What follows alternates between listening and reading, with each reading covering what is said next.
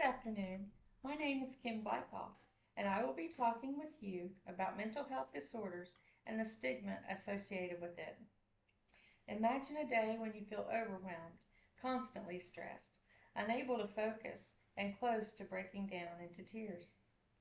This is the reality for many people living with mental health illness. These disorders plague our country, and this is why we need to talk openly and honestly today. Let's begin a movement of change and healing in our land.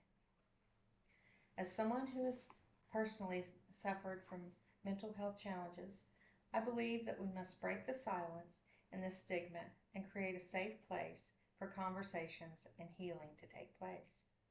Today we will explore the mental health conditions that affect community college students, the impact of stigma about mental health, and the importance of seeking help. To begin, let's cover the types of mental health disorders that are prevalent in the community college students. S.K. Lipson wrote in the psychiatryonline.org in 2021 the article titled Mental Health Conditions Among Community College Students, a national study of prevalence and the use of treatment services. The most prevalent disorders that affect college students are stress, anxiety, depression, substance use, suicidal thoughts, and eating disorders. Mental disorders increase the risk of communicable and non-communicable diseases and contribute to unintentional as well as intentional injury. We will now talk about the impact of the stigma of mental health.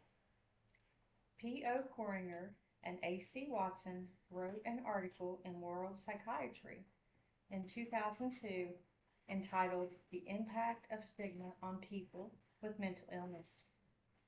Several themes describe misconceptions about mental illness and corresponding stigmatizing attitudes. Those include media analysis of film and print that have identified three.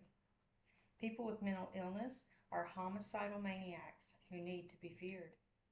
They have childlike perceptions of the world that should be marveled, or they are responsible for their illness because they have a weak character. There is hope for increasing awareness and how to reduce the stigma associated with it for students who are afflicted with mental health disorders. Y. R. Sham, R. Eaker, and J. Park wrote an article in the J. Mental Health and Clinical Psychology in 2022 titled Mental Health Education, Awareness, and Stigma Regarding Mental Illness Among College Students. Providing students with mental health education and training enables students to learn and understand issues with mental illness.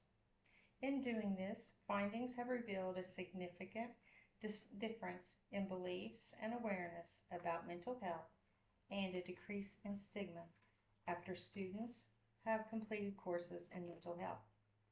The students believe mental health is more curable and less embarrassing after taking the courses.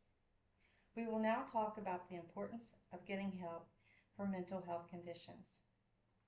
D. Eisenberg, E. Goberstein, and S. Gallist wrote an article in the Medical Care Journal in 2007 entitled Help Seeking and Access to Mental Health Care in the University Student Population.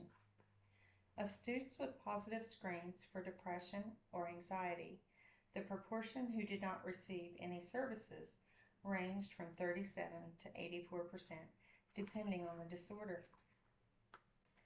Predictors of not receiving services include a lack of perceived need, being unaware of services or insurance covering, skepticism about treatment effectiveness, and a low socioeconomic background.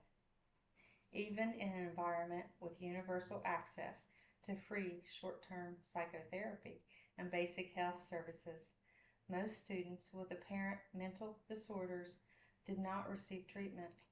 Initiatives to improve access to mental health care for students have the potential to produce substantial benefits in terms of mental health and related outcomes. There is hope for students to get help.